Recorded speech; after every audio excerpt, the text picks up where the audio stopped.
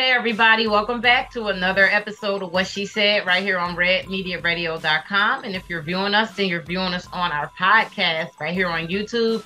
I'm your host, Latif, owner of Anaj Health and Beauty, and you can find me on Facebook at INOJ Health and Beauty. That's also where you can find What She Said, the card game for women, about women, invented by this woman. It is the ladies' night card game, the card game for women at any get-together where there's females and even males. If you want to be a part of that, but go ahead to Anaj Health and Beauty and make your purchase. And tonight's special guest co-host is Miss Dannie D. So Dannie, why don't you go ahead and you let the listeners and viewers know who you are and where they can find you. Well, hello, What She Said, viewers and listeners. I'm Dannie D. I am an domestic violence, intimate partner violence awareness advocate. I speak to corporations, college campuses, and civic associations, and anyone who would listen about preventative methods and just sharing my own story about domestic violence. Okay. And I can be found on Instagram at Divine Connections 7, and that is with a Z at the end. Divine Connections with a Z 7 on Instagram. Okay, all right. So, Dannie, I'm very happy to have you here. So welcome. Thank you. Looking forward to our conversation. And speaking of our conversation, tonight's topic is Time Has Taught Me. Time has taught me. I don't know the ages of the listeners, but I know I'm going to say my age. They say women don't tell their age, but I tell my age proudly. I'm 42. I do all the time. 42. So at 42, time has taught me quite a bit, and I'm still learning, and I love it. Yes. So Dannie, let's talk about the children first. When it comes to time, what time has taught us about children? You go right ahead. Well, I'm 48 since we're telling our ages, thank the Lord.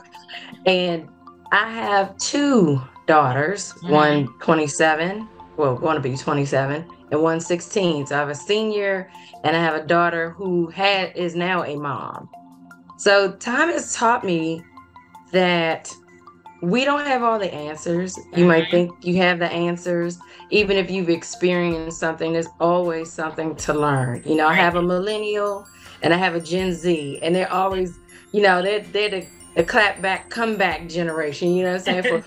In my generation, whatever your parents said, that's what it was. Adults said it, no back talk or whatever. What she said. Millennials and Gen Zs, and now the Aurora generation, they are like debate monsters, right? Everything. Well, why this? Well, why that? But I feel this and I feel that. So just learning to listen and to have a dialogue and not to be offended by someone's opinion, your child's opinion.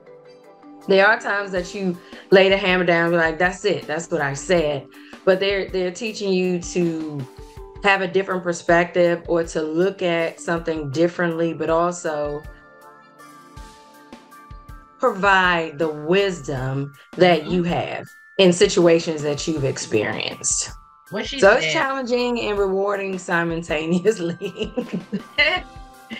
What she said. For me, when it comes to the children, time has definitely taught me, and it's still teaching me that no matter how you raise them, no matter what values you put into them, no matter how many cautionary tales or stories you share with them, as they grow, they're going to do what they want to do. They're going to make the mistakes that they need to make.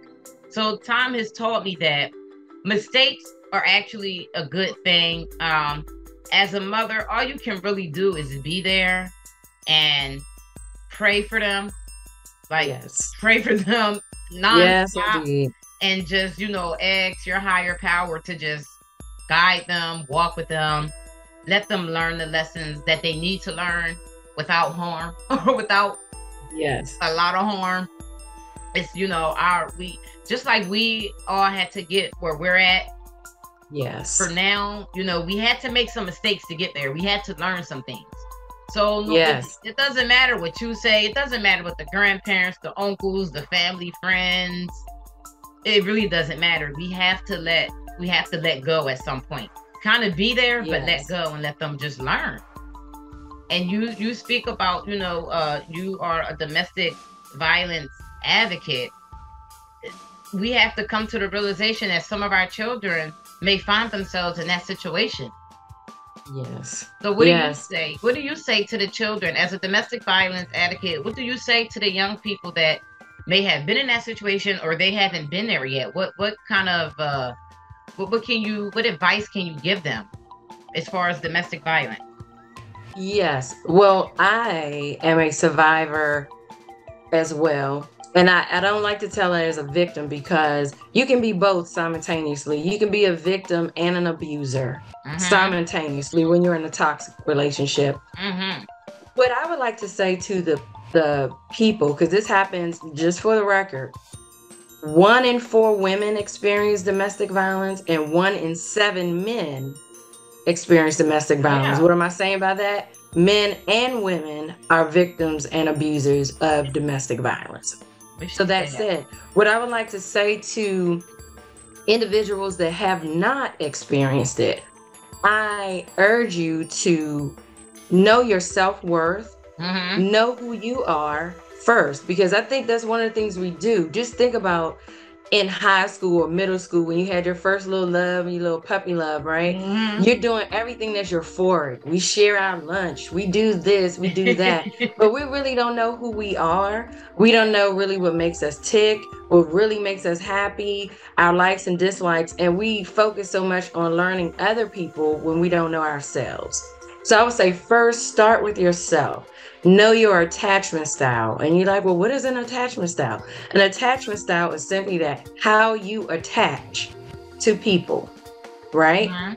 You ever met somebody, you're like, oh, this girl is so clingy. Like, why is she everywhere, or he or whatever? Then there's some people you're like, why are they so distant? They're always at a party, but they're always in a corner and everybody's having fun. So just knowing how you attach, knowing what your needs are, knowing you, first of all, no matter what your religion is, and I'm a devout Christian, whoever believes in a religion that has a higher power, know that your creator created you for a reason. You have value. You are here for a purpose. You matter, right? You are unique. You can have a set of identical twins that still have different fingerprints because they are still unique. Yes. Right? And I think we get caught up with this at a very early age, trying to be like somebody else. The person in your neighborhood, a celebrity or whatever. That celebrity, that other person that you admire is walking in their lane. That's right. And we all have a lane, right? So I think when you know who you are, what you like to do, and I know this is a life journey, right? But when you start learning those things about yourself, how you communicate, learning how to be a better communicator, right?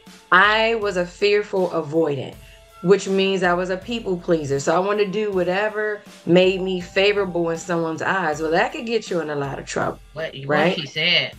That could get you in a lot of trouble. So just being cool with being you. So what, you like the purple glasses and everybody's wearing red.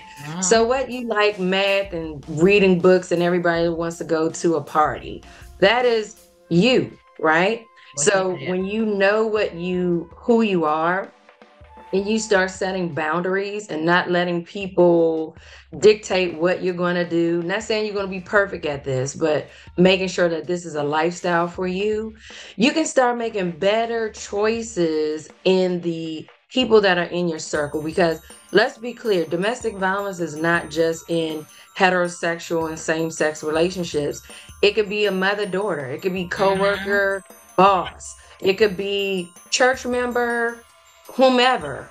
Anytime that there's a relationship, emotional abuse, physical abuse, financial abuse, spiritual abuse, psychological abuse, all of those abuses can take place. And it starts very early. We call them the bully at school, right? The bully is intimidating people. Why? Because they don't know who they are, and they feel like I have to have control over this set of people to feel like I'm somebody. Right. So I will go with that. Slow walk these relationships. I know for me, having daddy issues, growing up with not having a father in the home, I was latching on to guys that said, hey, you're cute, or you're this, you're that, getting my affirmation from them, right? And that definitely does not necessarily lead you down the correct path, which is how I end up having children out of wedlock and being in these toxic relationships. It all starts from knowing who you are and being convinced that even if I only have one friend, you know, I'm still staying in my lane, being unique, doing what I feel like I'm called to do, and not letting anybody get me off of that. Can't have any friends that challenge that boundary. Can't have any relationships, intimate relationships that challenge that boundary. And slow walking and getting to know people. Because most people, no matter what age you are, do not know themselves. Right? I don't care how much money they make. Yeah. I don't care how much money they make or where they work, what kind of influence. You could be you see it in the news right now. The biggest celebrities are doing things that you're like, I can't believe that you're a millionaire and a billionaire doing those type of things. What she said. So that's what I would say. And to the person that is in that relationship, I'm going to say again, you matter. That's right. Get to know yourself. You are still unique. You still have a purpose. Your creator has you here for a reason. Find out what that is. Develop an escape plan, because you have to escape from this, right? Yes. And you have to tread lightly with that. There are resources out there for you. In this area, I'm in the DC area, you have the House of Ruth, and you can look up any of these websites. There's the National Domestic Violence Hotline. All of these people are created to help you comprise a plan to get I'm available. Divine Connections, again, that's Divine, Divine, Connections with a Z7. Hit me up on Instagram. I am confidential and can work with you on how to escape this situation, or at least point you in the right direction to resources that can help you. What she said, you said a lot, and I'm sitting here, I'm attentively listening, and not because I'm in that situation, but because I have been in that situation. And it's not to put anyone down. Like, it's not about putting anyone down, because a lot of times when you're in that situation, the other person that's doing it, they're in a situation mentally themselves. So you know, it's not about that. So before we go to break, I'll just say this. Even if you feel like you're stuck, you're not stuck. Start with your mindset. Start tweaking it just a little bit. Just a little bit. Just if it's, you know, with me, it was the bathroom was my sanctuary.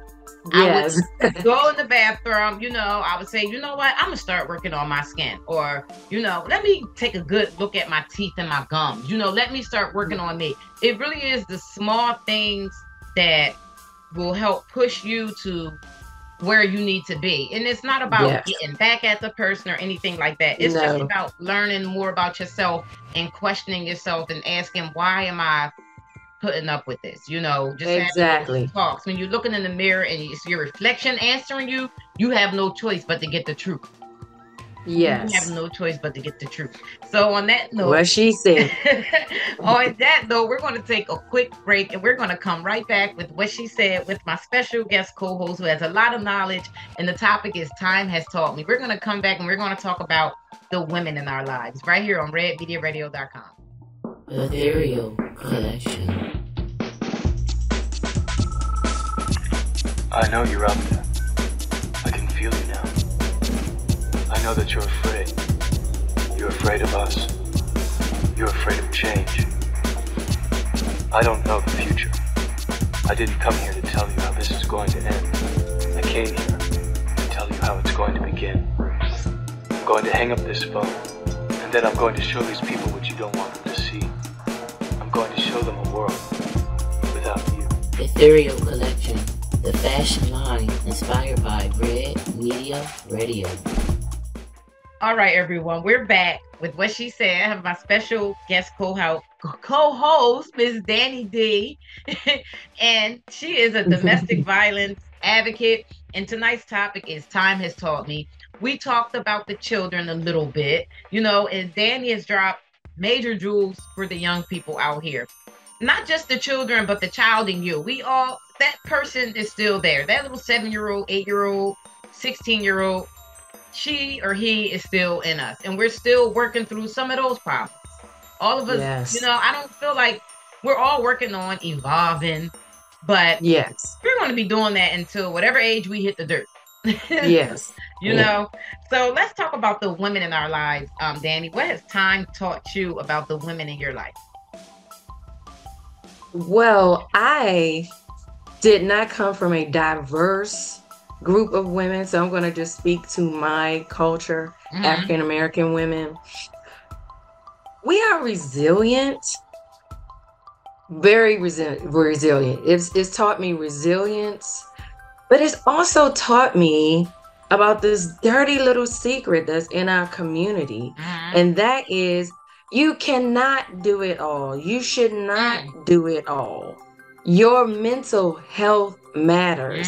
Do not be an enabler, because I found so many of us in our communities, moms, and some of you are married, some not, in church or whatever. Anywhere, it seems like the Black woman is always the one to be taken advantage of, right? What she said. Not setting those boundaries in place, right? And I'm quite sure some of your listeners have seen this. The woman in the neighborhood where you haven't been married to this guy, but he's been in and out for 40 years. You had like 3, 4, 5 kids from him. He comes through when it's convenient for him. And, the kids are like, Mom, like, draw a line in the sand. And you're like, but I still want to hold everything together. So you have these adult children not standing on their feet, and they're 30, 40, 50 years old, still living with you, not really doing what they need to do in life. And you're still giving them money to, just taking on too much. Taking on too much. I mean, there needs to be a balance. There's a scripture in the Bible in Ecclesiastes that says, to everything there is a season. And when you read that and you hear them say, a time to stop, a time to go, a time to cry, a time to laugh, a time to do this. And it's like, I think we're evolving to that. The more that our community learns about, going to counseling is not, a bad word.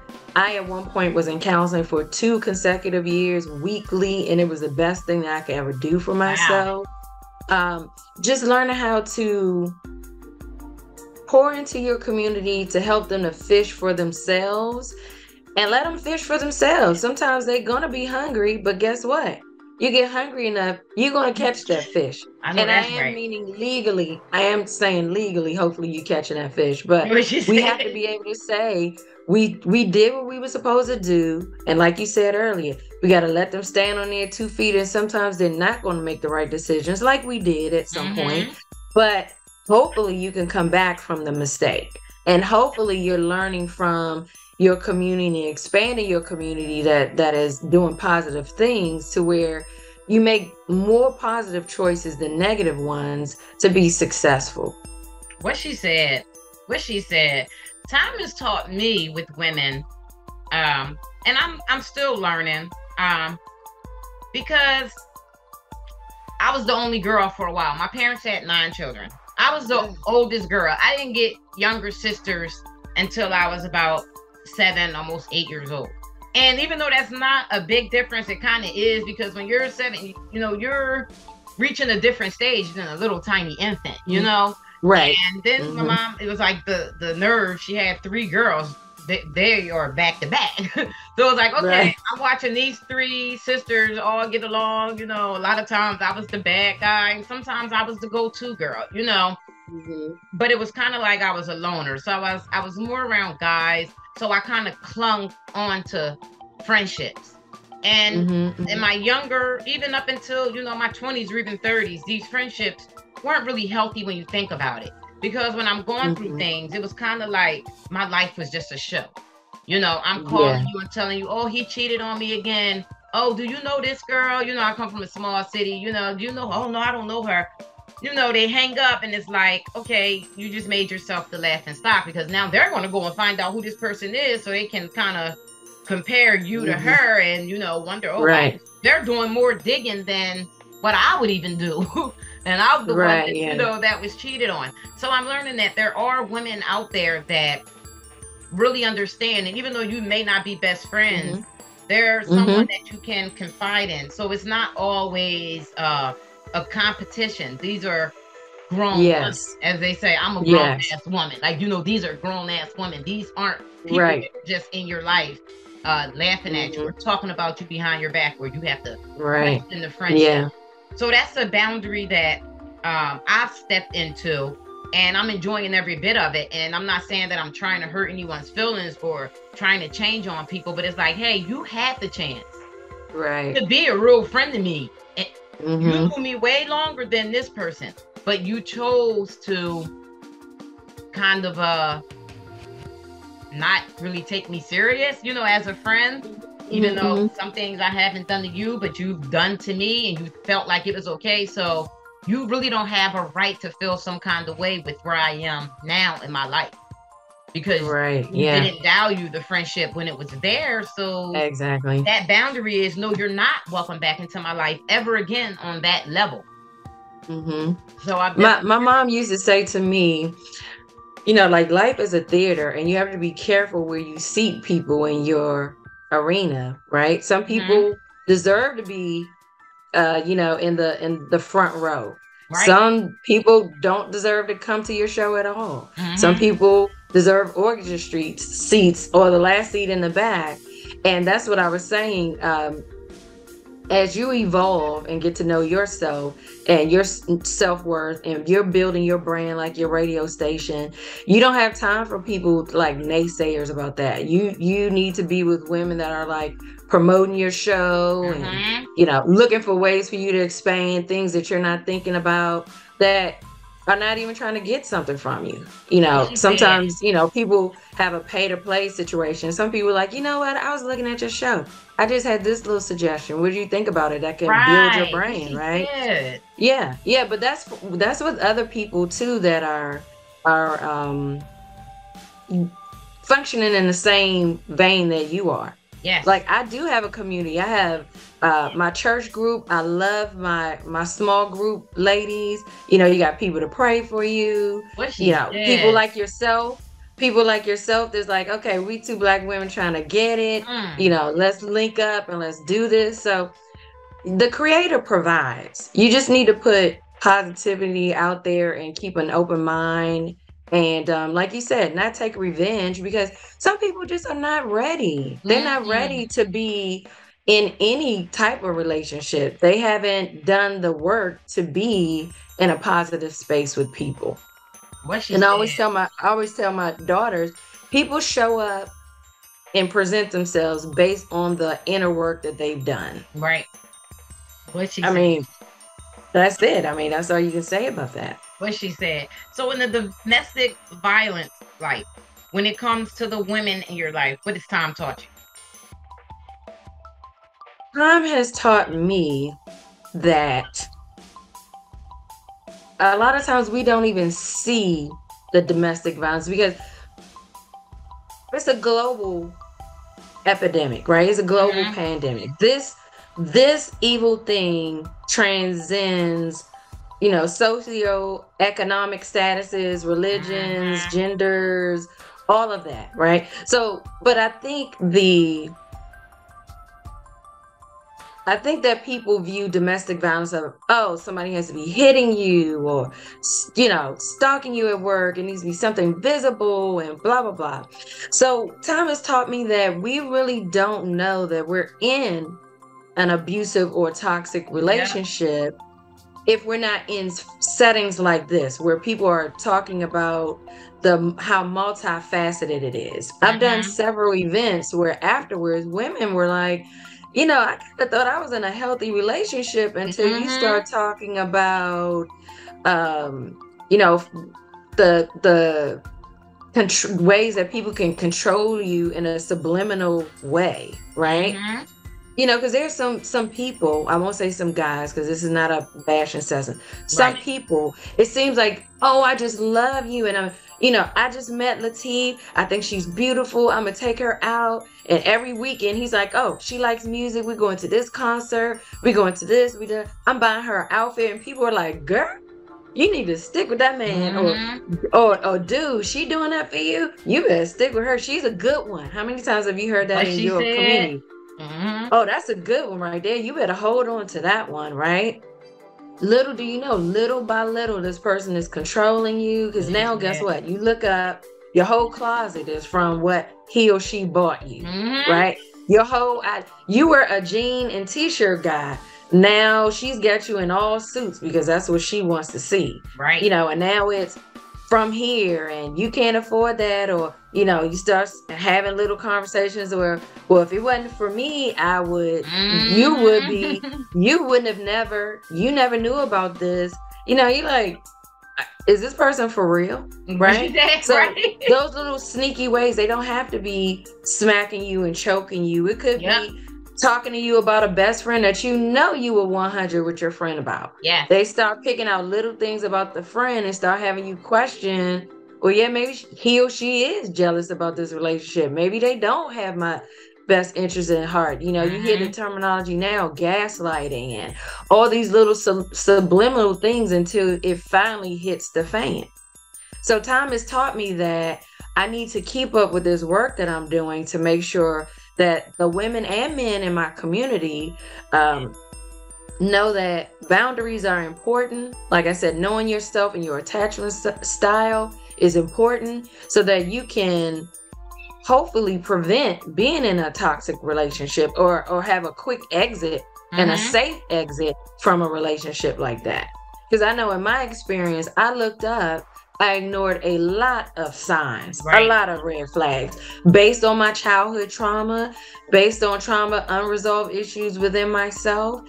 And so when you're not centered, and like I said, getting yourself to the point that you have clarity of mind and you doing your soul work, you're easy to be susceptible to being in a toxic relationship, even at work. You know, shout out to people who are not in unions. That could be hard for you. If you're not a union employee, people feel like they can talk to you any kind of way and that there's no recourse for that. Right.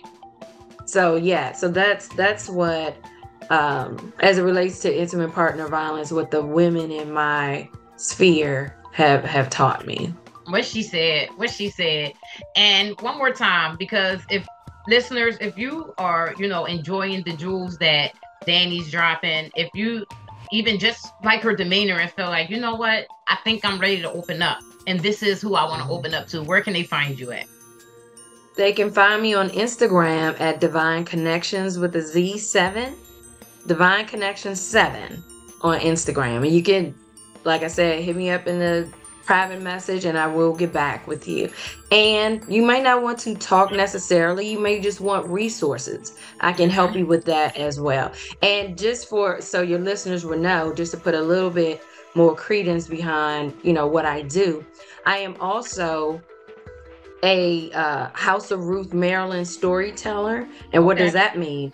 If you have an organization, church, ladies group, you might want to do ladies night with a couple of, you know, whatever you want, food and fun, and want someone to come and talk about that, you can go to hrruth.org and you can request a storyteller and you can request me.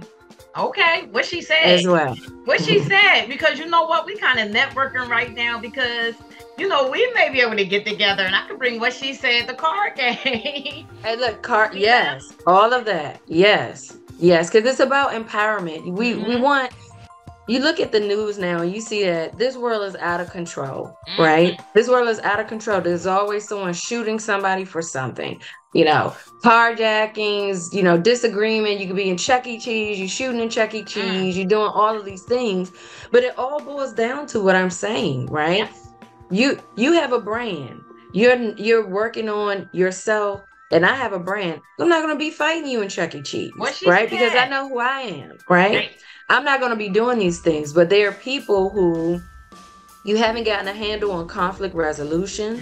You're not really clear on who you are, so you're very defensive and, you know, rest the Queen's soul, the Queen of England, rest her soul. But you never saw her getting into spats with people about something. Why? Because she's like, I'm the queen, this is my boundary, and there's some consequences if you get out of line. But guess what? We're queens. That's right. We might not be the Queen of England or the king now of England, but you're still a king and queen in your own right.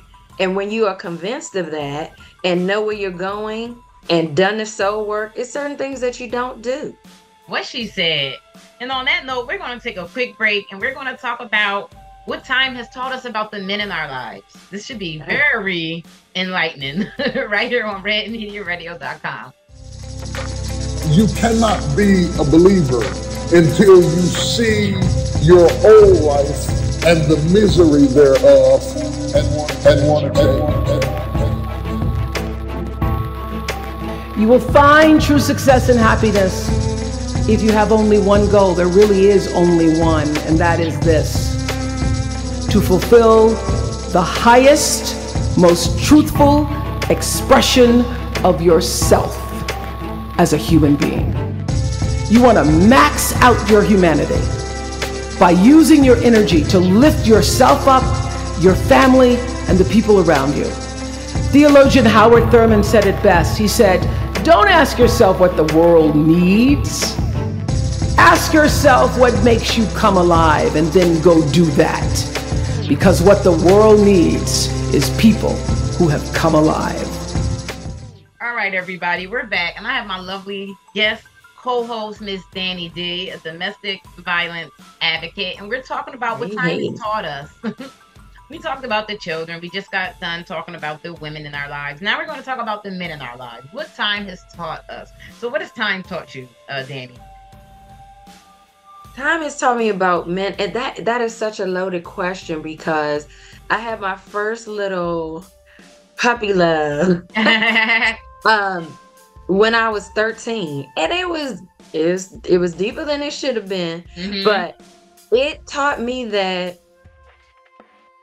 you can feel some real emotions, some real passionate emotions, some real euphoric emotions about the opposite sex that in that point in time in your life seems very real. Very real. No one could not tell me that I was not in love, right?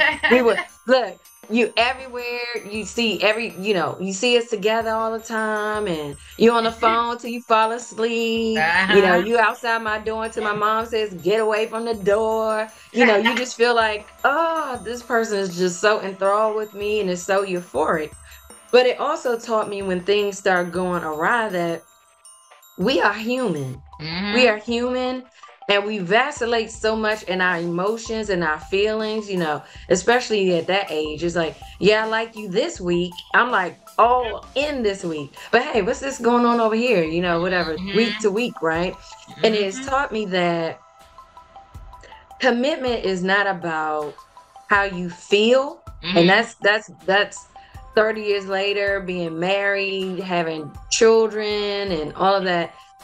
Commitment is about integrity, and it is about sacrifice, and it should not necessarily be based on how you feel, because your feelings, although they can be valid, they can also be misleading. What she said. Yeah. So that's like that's how I can sum that up, of being involved in relationships over the past 30-something years. Commitment is that. Say what you mean and mean what you say. And when things are different, we need to have a conversation about feeling different, not just taking off on your feelings and not communicating that with the person that you're in the relationship with, because that's when you start having some issues, right? So when we go back to, again, learning how to accept rejection, learning conflict resolution, knowing who you are. Just because someone doesn't want you does not mean you're not valuable. That just means, like what you said, they don't see the value. Right. And that's not your problem. That is their problem. Right? Yeah.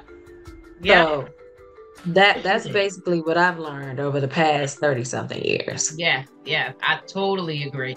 Let me see. For men, what time has taught me, I've been learning a lot about men, those brothers. Oh yeah, you got an early introduction. Yeah. Right? Time, but outside of, because I think as people, we tend to, especially when we're first going out into the world, even if you come from a small family, you tend to base everything around the people that you know. And you have to understand that everybody wasn't raised like you. Everyone doesn't have the same beliefs. Some can be negative. Some can be actually positive, that, you know, you're going on this journey and these people are helping you evolve. So when it comes to the men, time has taught me that they're really not that much different than women. And I'm watching this now. I have 2 grown boys. They're twins. They're 21, and they're identical, but I see the difference. One is like he falls in love like that, like, you know, like it's this long, these long-term relationships, and the other one is like telling his brother, "Man, you got time, you know, like, you know, what are you doing?" And I kind of see both. I can see both of their points. You know, and then I have a 17-year-old boy, and he's like the other twin that, you know, has these relationships. He was in a relationship at 13, and it's kind of like, okay, let me watch, you know, this is real, real close. And it had me questioning myself, like, are they looking for love? Because, like, I'm a very attentive mother. You know, I try not to, I wouldn't call them mama's boys, but I would say that we have a pretty good relationship. So I think the pieces are coming together is that it's not that the ones that fall in love with these girls that they're trying to fill a void. They're trying to find someone they understand that, okay, so mom can't always be the woman in my life. So I need someone else to be the woman in my life because I like how mom treated me. I like the love that mom was giving me. So I know that they're mature enough and they're man enough to understand that mom can't always be the one, but hey, I can find that lady in my life that can pick up where mom left off. And the other one is just like, nah, I'm cool with mom right now. You know, I understand that she's not going to fill certain voids, but at the same time, I'm okay with dating someone, but knowing that mom is still there. So I'm understanding that men have voids and spaces that they want to fill just as much as us women. Yes. Yeah. And I can go a step further with that because I heard you when you were talking about infidelity earlier. And when you get to the crux of that, what that really means, right? I mean, of course, you know, at the crux of that is insecurity and entitlement and all of that. But you notice, and I remember when I was in the dating world many moons ago, I would be dating several people because I like certain aspects of them. And it was like, I'm a football girl, right? And I play fantasy football, right? Okay. And one of the things I love about fantasy football is that you get to pick the best people from different teams to have this crazy gangster team, right? So you can have the Patriots quarterback Tom Brady. You can have he's hurt right now, but you can have D Swift from the Lions, who's a running back, and you know, because you want to win, right? And I just think about that when men and women are doing that. You know, either if you're doing it in a healthy way, dating, and everybody is clear that we're all dating, right? The clarity is important, right? I think that's healthy. But when you take it to the point where some people feel like it's monogamous and it's not, that's a problem. But, you know, they like, oh, well, Keisha can cook or Kevin can cook, but I like the way Bob or Brenda dances when we go out, and, you know, Crystal or Caleb is more well-spoken. I can take him to places. You're trying to build this fantasy football kind of team of relationship. And that's when you got to get back to, what am I really trying to do here? Be honest with myself and being honest with people. And I say that because if you sometimes chasing mommy or chasing daddy, you know, people tell you quick, I'm not your mother. I'm not your father. Like, your father, you know, chauffeured you around. You know, I'm expecting 50-50 in this relationship. Mom coddled you and did A, B, C, and D. I cook sometimes, but I'm not gonna cook all the time, you know. And that's a shock for us sometimes. Like, wait a minute, I want somebody to cook them greens just like my mama. Oh, you ain't it. You know, like, I want somebody who changed that tire like my daddy. Oh, you ain't it. So we need to definitely be realistic in, you know, what we're trying to do here, being, you know, honest with ourselves and having conversations with other people. One of the things we don't have anymore is like, you remember back in the day where the guy or the lady had to meet the parents, right? What she said, yep. Now you can have and I was one of them. And I'm not proud of it, but it happened. My mother-in-law, she was my mother-in-law at the time, didn't meet me until I was 4 months pregnant. Wow. It's like that's like a little bad timing, but that was the space that I was in. You know what I'm saying? What she said. We need to take time to say, hey, Mom, I'm feeling Cheryl. I'm going to bring her by. I just need the people who I respect in life to kind of just vet her out. That ain't nobody good enough for my baby, but somebody who's level-headed to say, yeah, I'm kind of, son, take it slow, or daughter, take it a little slow and just feel this person out. We don't have that anymore. By the time you meet people, the baby shower is on. Right, what she said. You meeting at the wedding, like, oh, okay, so how are you? Right. You're you're the special one, yeah. Right. What she said? I didn't know you were that special, but okay, right. What she said. Yeah. So I'm glad that when we did the men's segment, we didn't turn it into a man bashing session, because she said is definitely about that. I've said it on plenty broadcasts. I'm not a feminist. I'm not. Right. I'm not. I favor female empowerment, but I also understand the balance that for a woman to feel empowered, we need men in our corner. To a certain extent, especially in the Black community, we have to stick together. That's just what it is. But so I just wanted to, put that out there, and I wanted to let the men know that here at What She Said, we definitely have women. Love for you guys. Most definitely. We are rooting for you. We are definitely rooting for our Black brothers out there, because we know it's tough. We know it's tough. Most definitely. Yeah, and that is, and hopefully the women listeners don't get upset with me, but that was originally how it was created, for men to be the head of the household, not overbearing, right? But knowing that I need you, you need me. I am the leader, but guess what? Indians listen to chiefs, and chiefs listen to Indians, and they work the tribe like it's supposed to go. What she said. She said. And on that note, before we end this, one more time, where can the listeners find the fabulous Miss Dannie D? Yes, well, thank you so much for inviting me on What She Said, and hopefully I can come back again soon. For all of the listeners, thank you so much for listening, and I appreciate you, and hopefully you will contact me on Instagram at Divine Connections 7, and that's Divine Connections with a Z 7. Okay. All right. And as usual, I'm your host, Latif, and I'm the owner of Anaj Health and Beauty. And you can find me at INOJ Health and Beauty. And that's also where you can find What She Said, the card game for women, about women, invented by this woman. And you've been listening once again to What She Said right here on redmediaradio.com. Until next time, let's vibe out, people.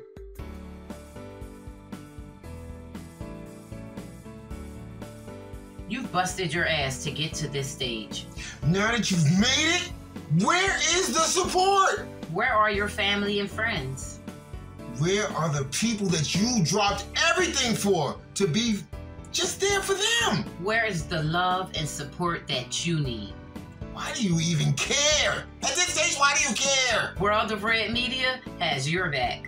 I gotta ask you again, why do you even care? Because World of Red Media LLC has marketing and promotion packages that makes it easy.